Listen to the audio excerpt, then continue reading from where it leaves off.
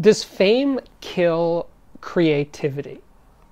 I'm thinking about this. I was just listening to this great podcast, Sarah Fishko from WNYC Radio, and I will link to her podcast below, directly below, so you can hear it. She did one about Artie Shaw. You might not know him. He was a famous jazz clarinet player in the 30s and 40s. And he had a career, something of a career later, but he had a hit, Begin the Beguine. And he hated playing that song after a while. He was trapped by that song every time he played a concert. He did live concerts and he did a lot of radio concerts. He had to play this song. And he began to really hate this tune. And he felt like he had to play it. So he actually split for a while and he moved to Mexico just to get away from everything. And he came back and he had other hits. And he had a career. But it made me think of rock musicians, the Rolling Stones would be my prime example, who had a huge amount of great music come out in the 60s and 70s. And here we are in the 21st century, and 75-year-old Mick Jagger is still singing, "I Can't Get No Satisfaction." I just think it's weird how people who have this incredible creative period in their lives, usually early in their 20s or 30s, and then they're lucky enough to have careers that go on and people want to see them, but their audience traps them, makes them play only the familiar favorite tunes, and they can make records that nobody really cares about. The Stones have released many records, although fewer and fewer as time goes on, that no one really wants to hear those songs. They want to hear Satisfaction, Street Fighting Man, all the hits from the 60s, and a few into the 80s, like Start Me Up or something. But from the 90s, which is, like 25 years ago, no one really wants to hear that. So they're stuck. The Beach Boys, Bruce Springsteen, I mean, anybody is lucky enough to have a long career is stuck playing the songs that they wrote and created in their 20s and 30s.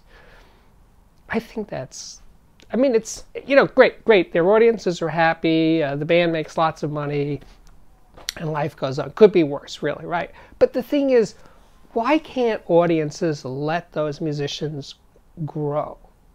Can they give their newer music a chance?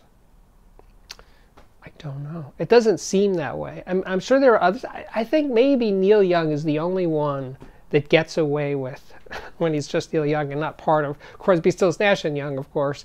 But when he's just Neil Young, I think he doesn't have to play his songs from the 60s and 70s. He gets a pass for some reason, and that's admirable. I had this guy who was one of my customers at Sound by Singer, who was a famous rock musician, and I'm not going to tell you his name because he's still around and he still performs, and he tells me that when he's playing his hits from the 70s, for him it was the 70s, he is bored out of his skull. I mean, the audience is loving it, they're cheering, and he's making all the moves and everything, but he's thinking, is there a good Chinese restaurant near here? Where am I going to go after this concert? He's so detached from it, but he's an artist, he's a professional, and he puts on a good show, but it's a show, it's not real. And I don't want to burst anybody's balloon, but do you really think when you see Bruce Springsteen sing Thunder Road or something, he's into it? I'm sure he's happy that people like him and they're still enjoying his music. But I don't know. It seems kind of empty, really. I mean, that's getting back to Artie Shaw, where this video started. He was not a happy guy, and he stopped playing music during World War II. He served in the army, I believe, and when he came back, he really saw, he had inner turmoil and troubles and stuff, and he did music later, but he didn't do Begin the Beguine. So he escaped, I think, more or less intact, not having to play Begin the Beguine for thousands of times over his lifetime. I mean, they're called artists, right? Artists don't have to paint the same painting over and over again forever. Maybe some do. But you know what I'm saying? It's like if you're a creative person, whether you're a writer, an artist, an actor, you know, I think of actors being in a play where they do the same performance hundreds of times, but there is an end to it when they do the play. They don't have to decade after decade after decade do the same freaking play over and over and over again. They get to do other stuff.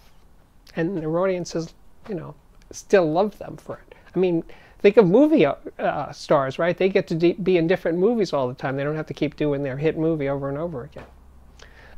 Anyway, you get the point. My name's Steve Guttenberg. This is the Audiophiliac Daily Show. I want to thank you guys so much for watching. I recently, I'm sorry, I'm still getting over this cold.